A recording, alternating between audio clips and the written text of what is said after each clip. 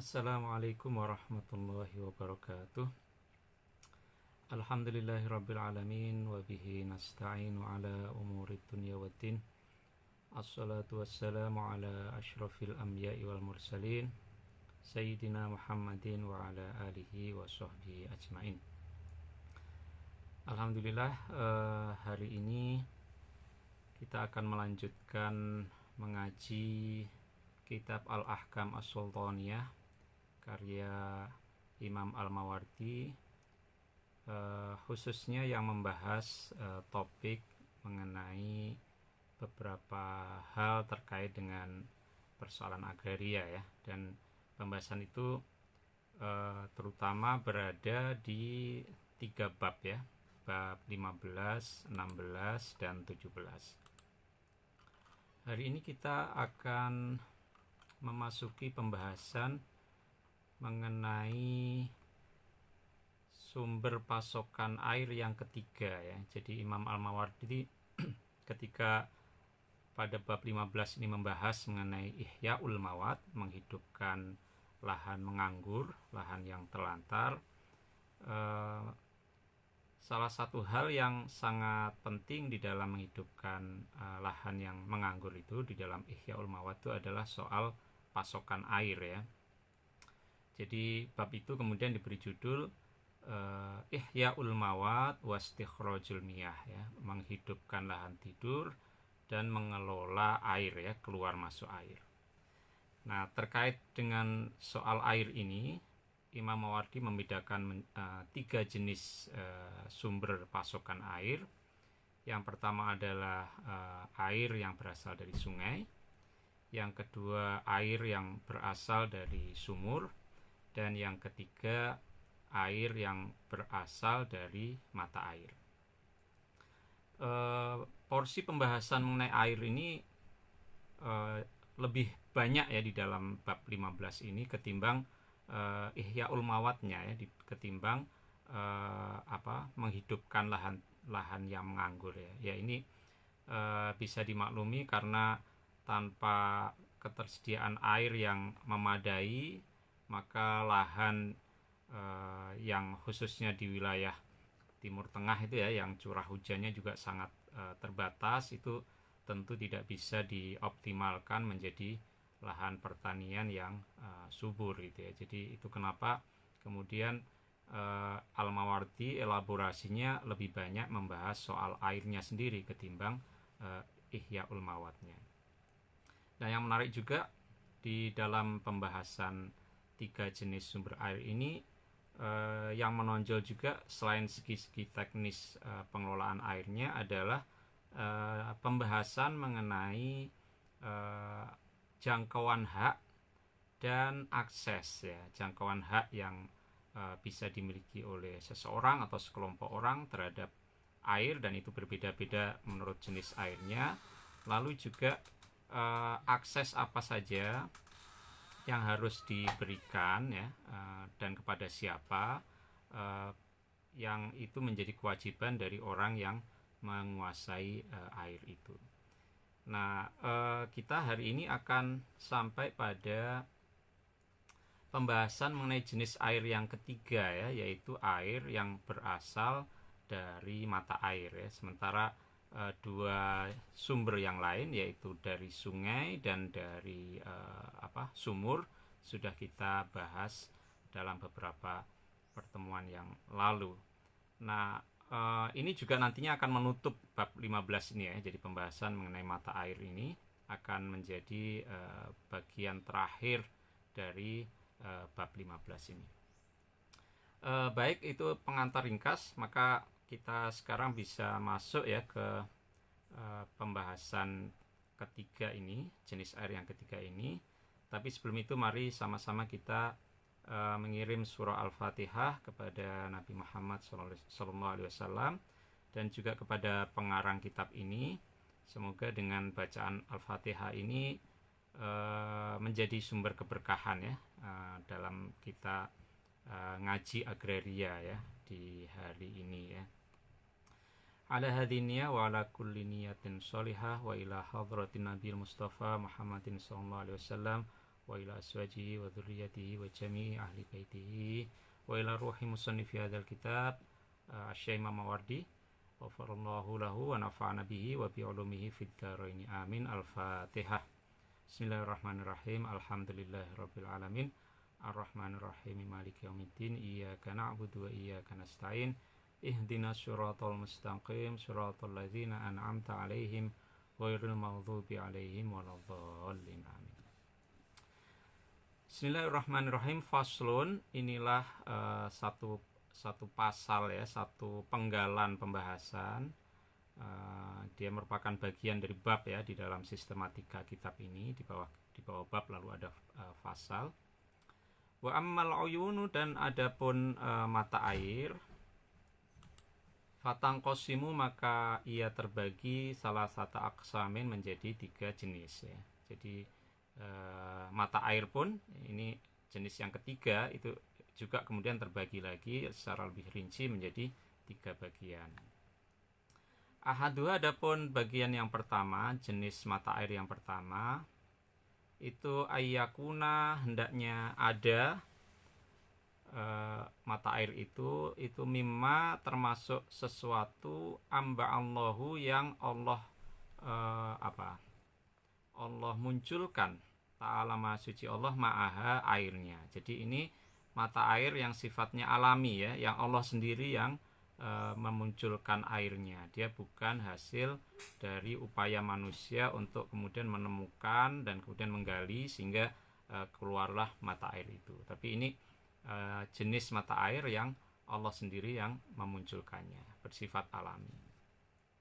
Walam yastambithu, dan tidak mengeluarkan air itu al-adamiyuna, manusia ya. Jadi bukan hasil kegiatan manusia.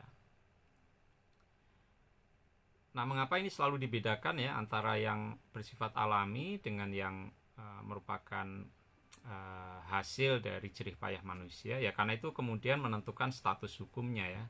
Jadi kalau di situ bersifat alami artinya tidak ada investasi tenaga dan biaya ya dari manusia ya, dari seseorang ya.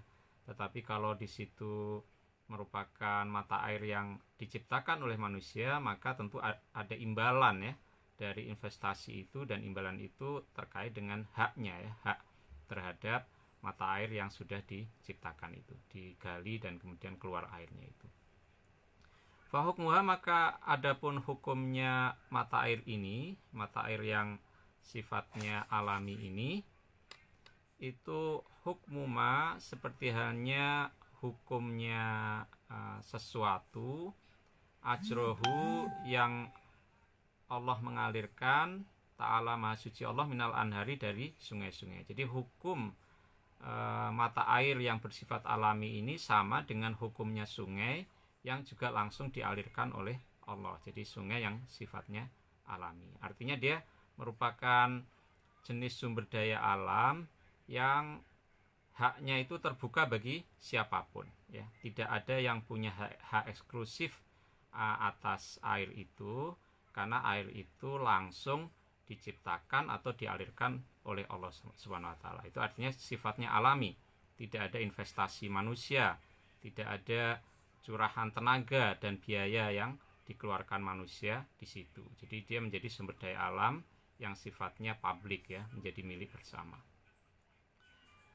Waliman, dan bagi siapa saja ahya yang hendak menghidupkan ardon, suatu lahan yang menganggur, bima iha, dengan air mata air tadi,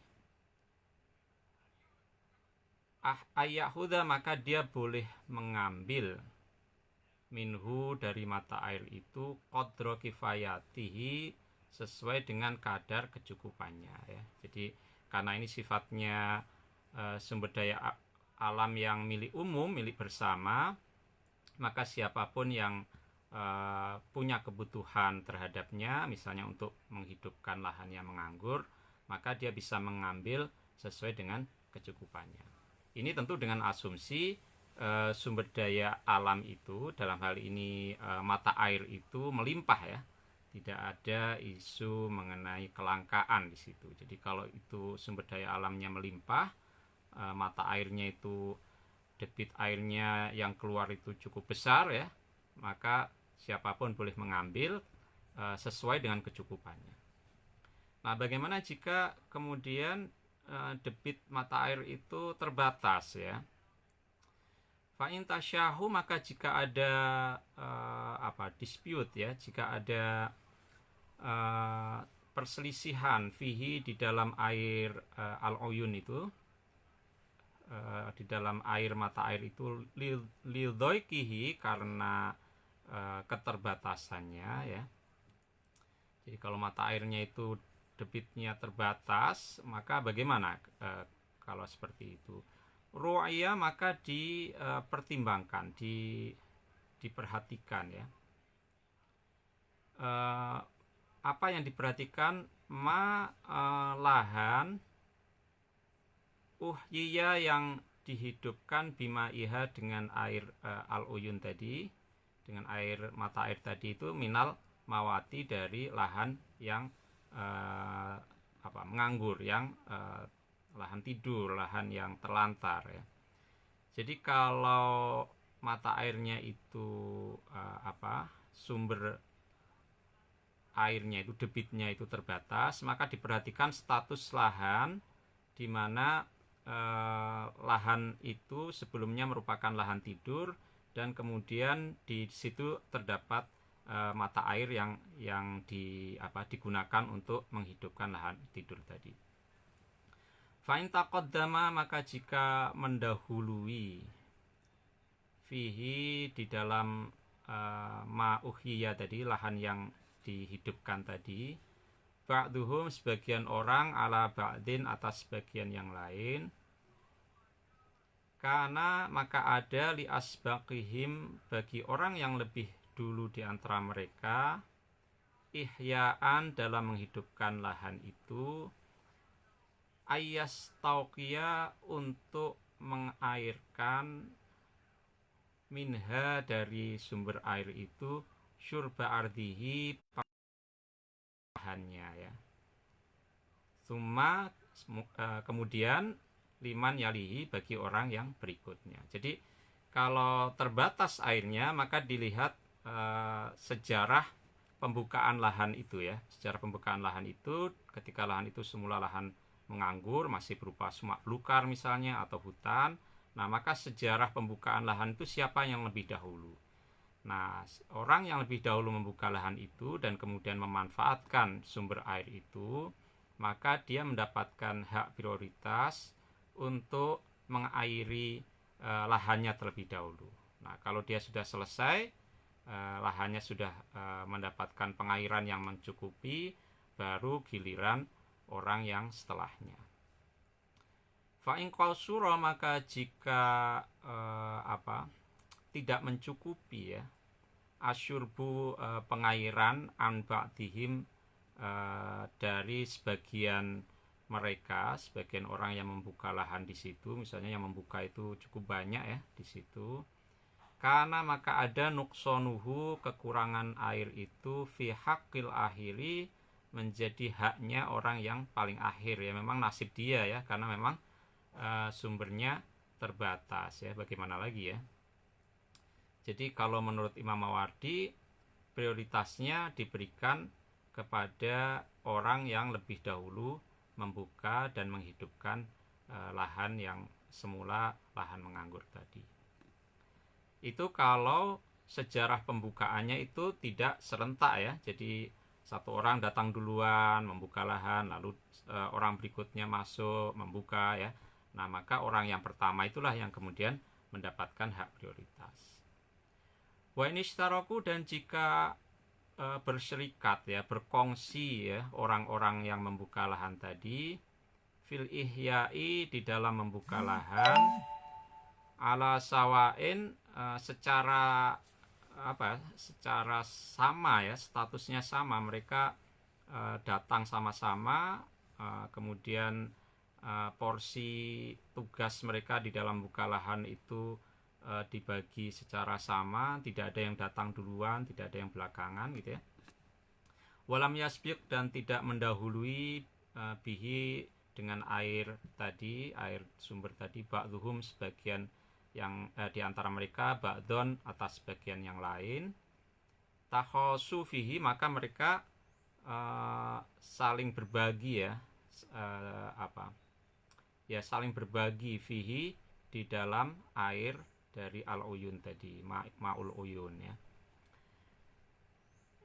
Imma bikismatil ma'i, baik dengan cara menjatah airnya ya, dijatah ya. Misalnya kemarin kita sudah mendiskusikan ya soal penjatahan air itu ya. Penjatahan itu bisa menurut waktunya ya. Jadi misalnya dibagi harinya ya, hari Sabtu si A, hari Ahad si B, dan seterusnya ya. Atau dibagi kalau airnya lebih sedikit, dibagi bukan per hari misalnya, tetapi per 2 hari ya, semacam itu kemarin sudah didiskusikan. Atau juga pembagiannya itu bisa dengan undian gitu ya, dan seterusnya ya. Jadi ini nggak banyak disinggung di sini, tetapi di sini hanya dicontohkan 2 hal ya, bikismatil ma'i, dengan menjatah airnya, imma bikismatil ma'i, baik dengan menjatah airnya, wa imma bil muhayaati, atau dengan bergiliran alaihi, atas air tadi.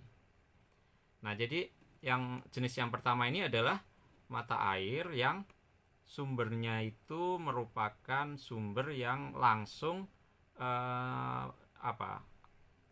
dimunculkan oleh Allah, artinya bersifat alami di situ ya. Nah, kalau karena itu bersifat alami, maka pada dasarnya dia bisa dimiliki oleh siapapun. Hanya saja ketika ketersediaannya terbatas, maka tentu ada hak prioritas di situ ya. Dan di sini kemudian Imam Mawardi mendiskusikan bagaimana urutan-urutan prioritas itu ditentukan gitu ya. Wal qismusani, adapun bagian yang kedua ya, artinya jenis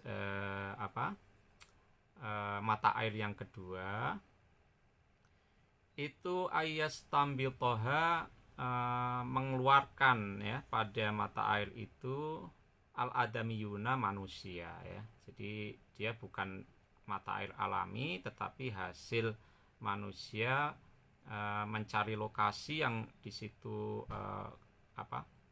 berpotensi keluar airnya, dan ketika kemudian dibuka begitu ya, lalu airnya terus keluar ya. Jadi seperti itu. Nah, ini bedanya dengan sumur ya. Kalau sumur kan harus digali ya. Nah, kalau mata air ini sebetulnya dia air yang keluar ke permukaan tanah ya. Tetapi dalam contoh yang kedua ini, dalam bagian yang kedua ini, air yang keluar dari permukaan tanah itu tidak tersedia dari awal, artinya bersifat alami, tetapi itu hasil orang mengeluarkannya ya, mencari lokasi yang pas dan kemudian dia bisa mengeluarkannya. Nah, jika demikian maka fatakuna, maka ada mata air itu milkan, menjadi milik, liman, bagi orang, istambatoha, yang berhasil mengeluarkan air itu. Wayamliku, dan dia juga memiliki ma'aha, beserta mata air tadi, harimaha, harimnya ya. Kita juga sudah mendiskusikan harim itu apa ya. Jadi harim itu ruang yang harus disediakan agar fungsi dari sesuatu hal itu bisa tetap berlanjut ya. Jadi kalau harimnya sumur, berarti ya lokasi di sekeliling sumur itu harus dijadikan sebagai bagian yang tidak terpisah dari sumur itu, karena dia menjaga fungsi dari sumur itu. Kalau harimnya lahan pertanian ya berarti dia termasuk mencakup wilayah upstreamnya, hulunya ya, tangkapan airnya misalnya begitu. Kalau dia di perkotaan, maka harimnya itu ya public space ya, ruang hijaunya gitu ya, ruang untuk public meeting ya, di yang terbuka dan semacam itu. Bahwa adapun harim, maksudnya harimnya mata air, ala madhab Syafi'i, menurut madhab Syafi'i, mu'tabarun, itu ditentukan bil urfi, menurut kebiasaan al-ma'hudi, yang disepakati fi mithliha, di dalam semisal hal ini ya. Dalam hal-hal yang semisal ini kebiasaan yang berlaku seperti apa gitu ya. Jadi tidak ada batasan yang pasti ya mengenai berapa luas ya radius harim dari mata air ini ya. Itu disesuaikan dengan apa yang berlaku, kebiasaan yang berlaku, dan mungkin itu juga berbeda-beda ya. Mungkin mata air di wilayah Timur Tengah itu kan mungkin semacam oase gitu ya. Jadi mungkin butuh ya nggak tahu apa lebih butuh harim yang lebih luas atau lebih sempit ya untuk oase semacam itu ya.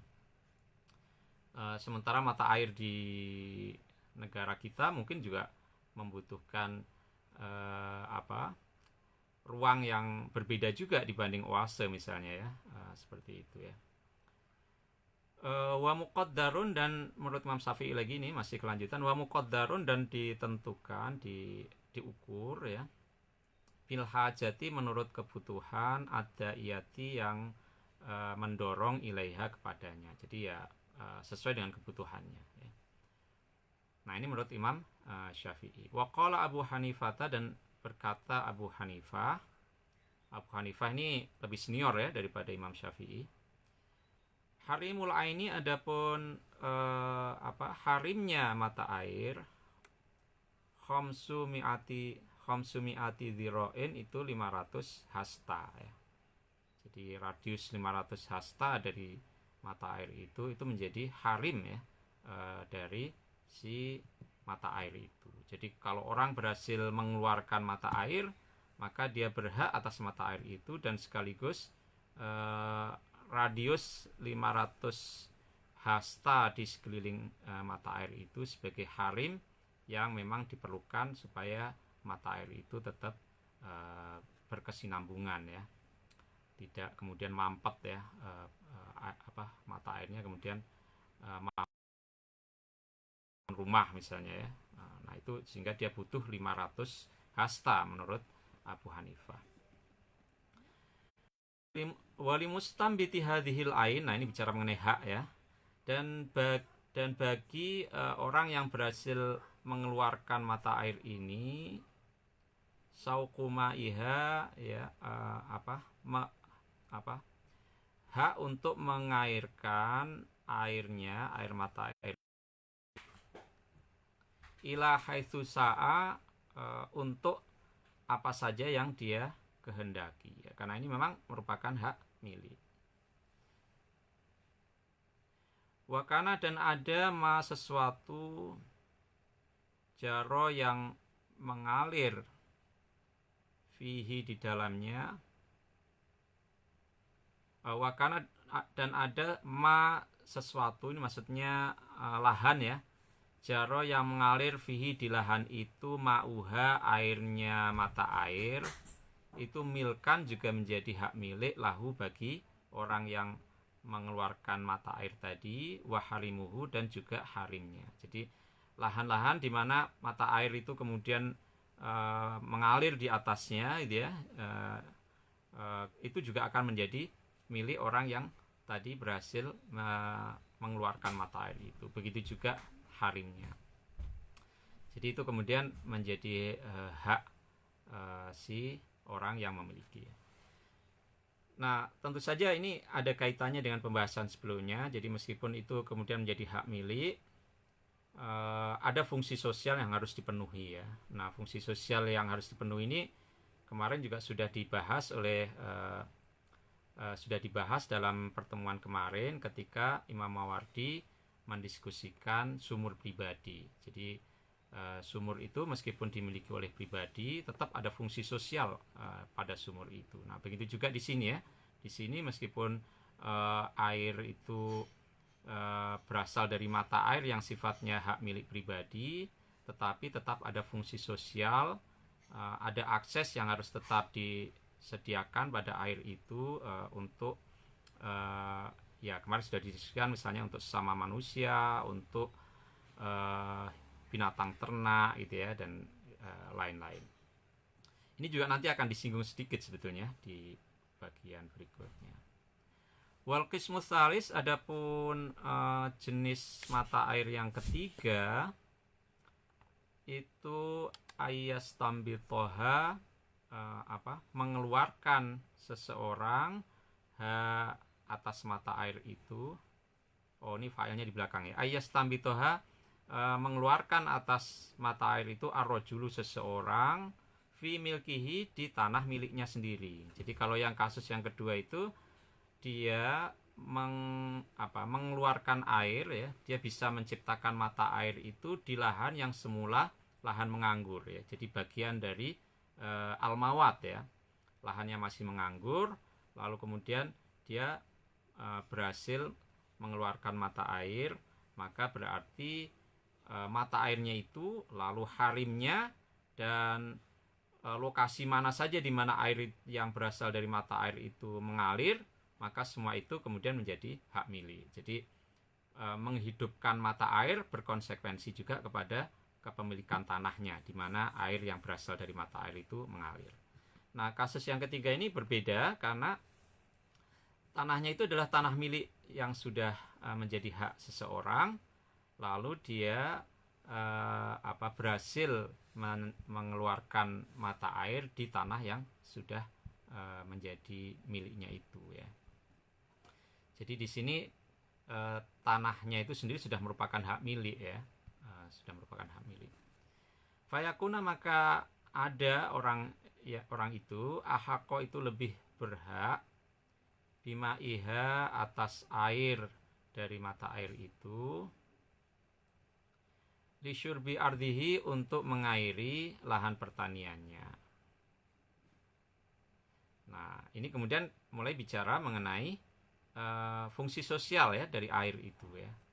Jadi yang ketiga ini sebetulnya hak miliknya yang paling kuat ya, karena mata air itu tidak dikeluarkan ya dari tanah yang semula menganggur, tetapi dikeluarkan dari tanah yang sudah statusnya merupakan hak milik. Jadi ini kategori yang paling kuat sebetulnya ya, kepemilikan atas airnya paling kuat.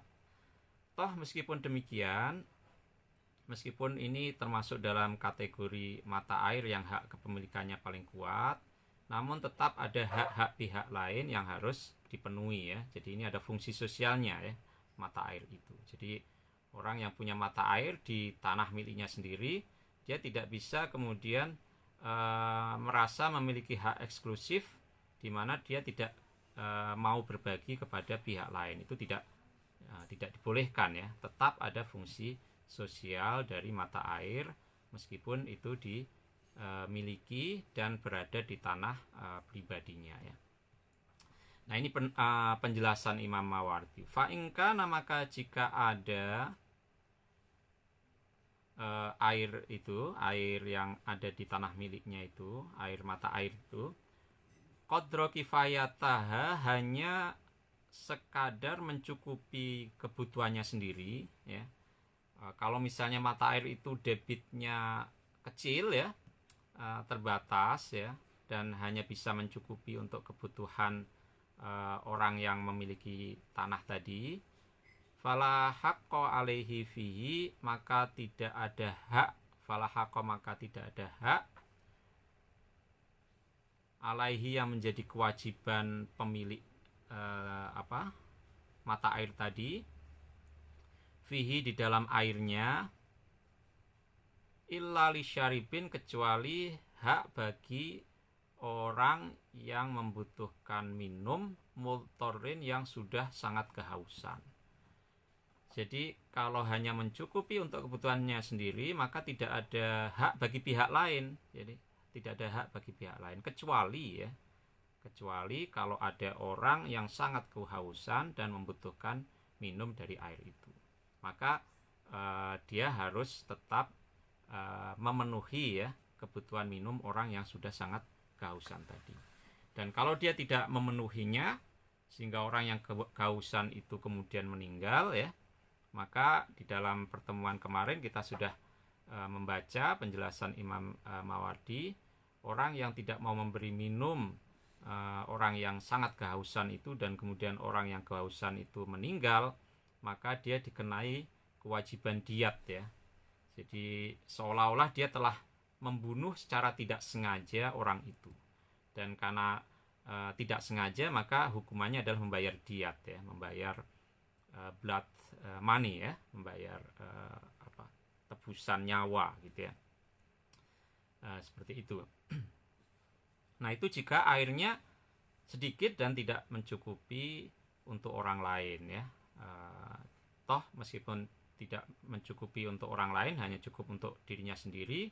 Kalau situasinya untuk memenuhi minuman orang yang kehausan dan terancam meninggal, itu tetap harus diberikan.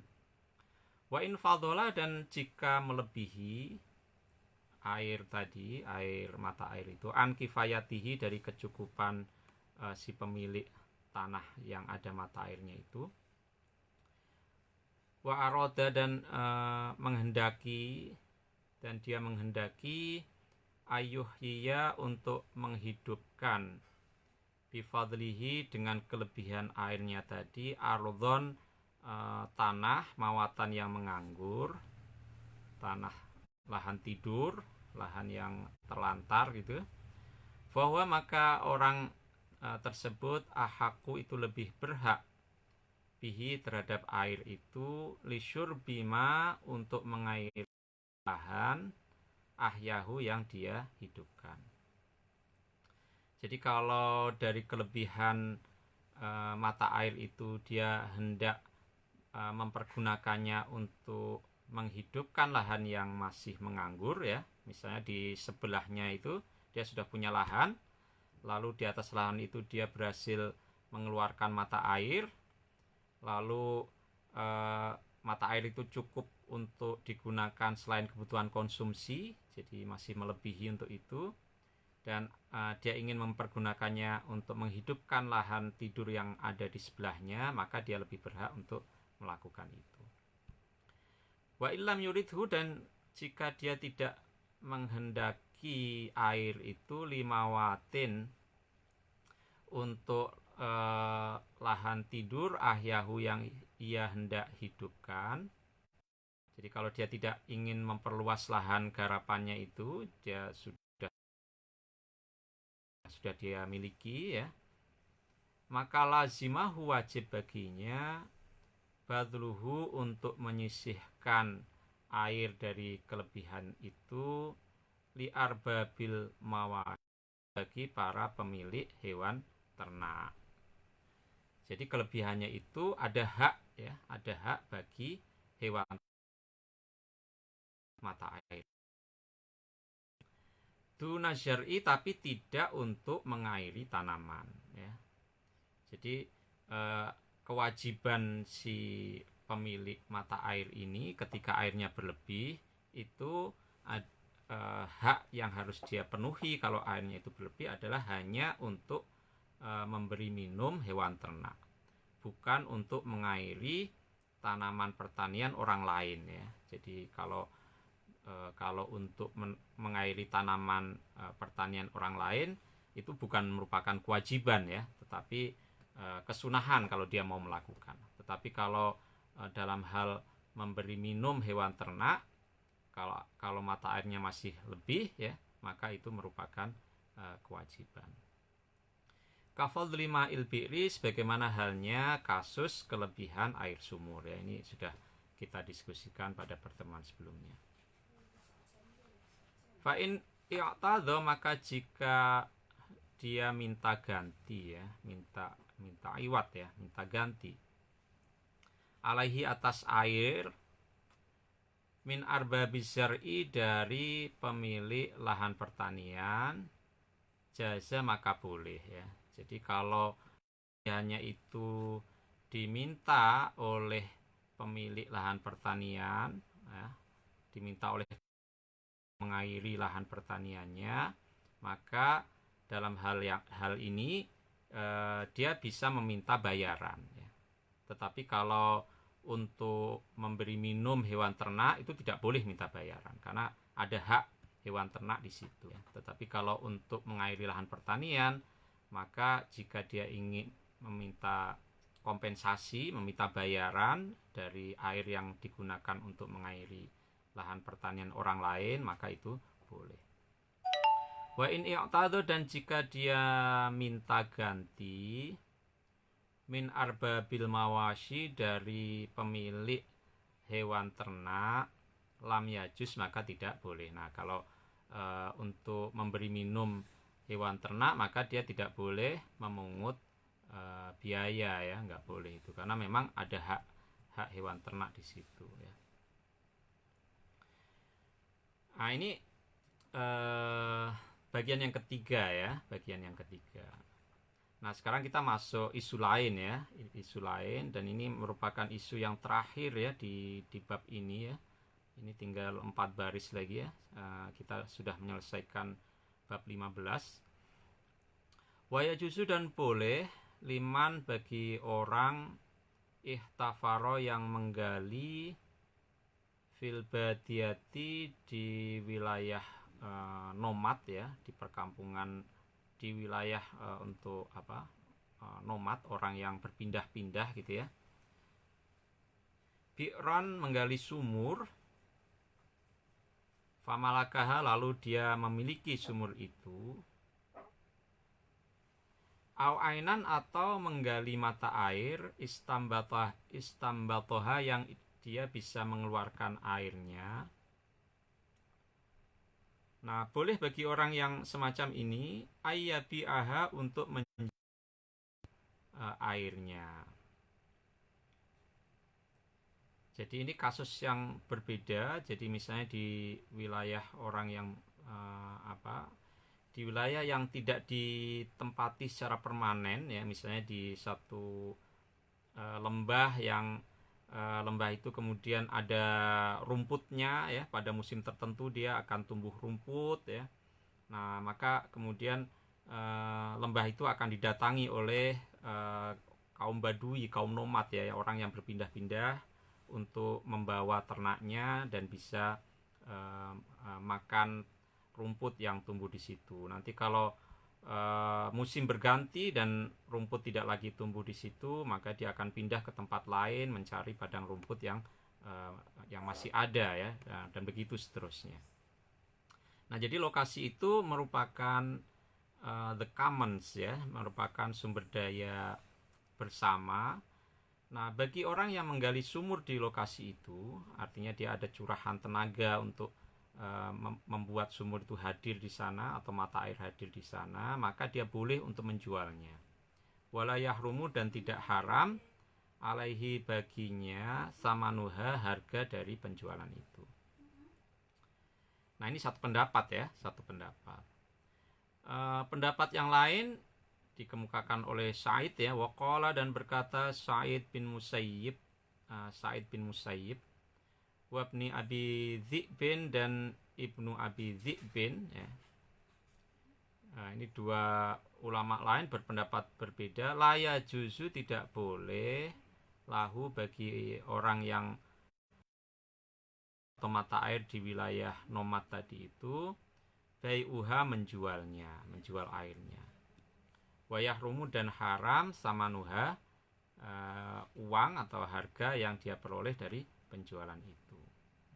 Jadi ini pendapat yang berbeda. Nah, ada lagi pendapat ketiga, waqala Umar bin Abdul Aziz. Umar bin Abdul Aziz ini khalifah ya, khalifah Bani Umayyah ya. Umar bin Abdul Aziz berpendapat, berkata, wa Abu Zinad, dan Abu Zinad, jika orang tadi menjual airnya itu lirogbatin, karena dia menghendaki begitu, jaza, maka boleh. Wa in ba'aha, dan jika dia menjual air itu likholain, karena dia akan meninggalkan lokasi nomad itu tadi, karena lokasi itu kan tidak dihuni secara permanen ya, dia datangi, ditinggalkan sesuai dengan ketersediaan sumber daya alam di situ ya. Misalnya kalau itu wilayah lembah yang merupakan padang penggembalaan ya, nah itu didatangi kalau pas lagi musim banyak rumput di situ, lalu ditinggalkan ketika rumputnya sudah habis gitu ya, atau sudah mati karena musimnya sudah berubah gitu ya. Nah, jika orang menjual sumur itu karena dia ingin pindah ya, meninggalkan lokasi itu karena dia harus mencari lokasi lain di mana padang rumputnya masih hijau begitu, maka lam yajuz tidak boleh menjualnya. Jadi tidak boleh dijual karena lokasi itu sudah mau ditinggalkan. Lantas kalau ditinggalkan maka menjadi hak siapa sumur dan mata air itu ya. Wakana dan ada akrobun nasi, orang yang lebih dekat ilal mama benda-benda tadi kepada properties tadi itu ahakko lebih berhak biha kepadanya bigoiri samanin tetapi tanpa berhak menarik menarik harga, memungut harga dari situ. Jadi kalau itu mau ditinggalkan ya udah dia tidak bisa lagi menjualnya, tetapi dia kemudian menjadi hak orang yang tinggal paling dekat kepada sumur dan mata air tadi. Fa'in roja'a maka jika kembali lagi ya, nah ini kan siklus ya, siklus ketika kemudian pada musim berikutnya lagi lembah itu kemudian menghijau lagi misalnya, dan kemudian rumputnya mencukupi untuk hewan ternak, maka rombongan badui tadi bisa lagi datang ke situ ya. Nah, fa'in roja'a maka jika kembali al-kholi orang yang sebelumnya sudah meninggalkan lokasi tadi, fahuwa maka orang yang kembali itu amlaku lebih berhak memiliki laha pada sumur atau mata air yang sebelumnya dia sudah gali tadi ya. Jadi kalau dia sudah kembali lagi, maka dia juga memiliki hak atas sumur atau mata air yang sudah digalinya tadi ya. Jadi sejarah investasi tenaga dan biaya yang dia keluarkan sebelumnya nggak hilang ya, tetapi itu tetap diakui, dan ketika dia kembali maka dia tetap berhak atasnya ya. Ini mirip dengan siklus ladang berpindah ya. Kalau di Indonesia kan ada beberapa komunitas, dulu banyak ya, mungkin sekarang tinggal sedikit sekali ya. Di dalam siklus ladang berpindah kan dia membuka di satu lahan misalnya ya, dan dia kemudian menanami lahan itu mungkin 10 tahun atau mungkin kurang ya, mungkin 7 tahun begitu ya. Nah, dalam tempo 7 tahun karena tidak menggunakan input luar ya, tidak ada pupuk kimia dan segala macam, maka kesuburannya lama-kelamaan berkurang ya. Lalu dia meninggalkan lokasi itu, pindah ke lokasi kedua ya. Di situ mungkin 7 tahun lagi gitu ya, sampai berkurang kesuburannya. Lalu dia pindah ke lokasi ketiga, membuka lahan baru lagi. Dan ketika kemudian kembali ke lokasi pertama, maka lahan yang sudah ditinggalkan dalam waktu mungkin 15 tahun gitu ya, di dalam siklus yang berpindah tadi, maka lahan yang pertama tadi sudah subur kembali ya. Nah, ketika dia kembali ke lahan pertama, tetap haknya diakui ya, dan dia tetap berhak untuk menggarap lahan itu, dan orang lain tidak bisa mengambil alih lahan itu ya. Itu dalam siklus ladang berpindah ya, pertanian yang ekstensif ya sifatnya. Nah, jadi sama juga dengan di sini, ketika sumur atau mata air tadi ditinggalkan, itu merupakan bagian dari siklus ya, siklus nomad ya, siklus orang menggembala secara berpindah-pindah sesuai dengan ketersediaan rumput ya. Maka ketika dia kembali, maka dia tetap berhak di situ. Nah, ini lain ceritanya kalau ditinggalkan dan memang dia tidak bermaksud untuk kembali lagi. Nah, kalau kasusnya seperti itu, maka seperti sudah didiskusikan sebelumnya, ketika sumur itu ditinggalkan, maka sumur itu kemudian menjadi milik umum ya. Ketika orang itu tidak bermaksud untuk kembali, dan ketika sumur itu ditinggalkan, maka sumur itu menjadi milik umum. Tetapi kalau ini bagian dari siklus nomad tadi ya, siklus penggembala ketika dia menggembalakan hewan ternaknya itu berpindah-pindah dari satu lembah ke lembah lain ya. Nah itu maka ketika dia kembali lagi, dia tetap berhak atas sumber daya yang ada di situ, karena memang sebelumnya dia yang mengolah, memanfaatkan, sudah mengeluarkan tenaga, biaya untuk mengelola sumber daya yang ada di situ ya, termasuk sumur dan mata airnya. Nah jadi ini diskusi kita ya mengenai Ihya'ul Mawad wastikhrajul Miyah ya, yang ada di bab 15 kitab Al-Ahkam As-Sultaniyah karya Imam Al-Mawardi ya. Jadi tepat pada hari ini kita menyelesaikan satu bab ya, 10 hari pertama ini ya.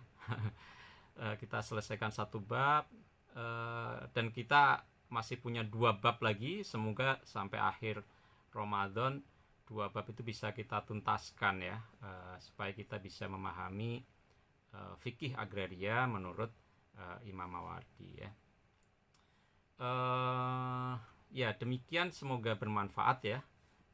Kita bisa mempelajari bersama-sama bagaimana hukum membuka lahan yang menganggur itu, lalu apa saja jenis-jenis pasokan air yang diperlukan supaya lahan itu bisa menjadi lahan produktif. Saya review sekilas ya, itu mencakup 3 jenis pasokan air, yaitu air sungai, air sumur, dan mata air. Nah ini tergantung sejauh mana investasi manusia ya di dalam 3 jenis air itu.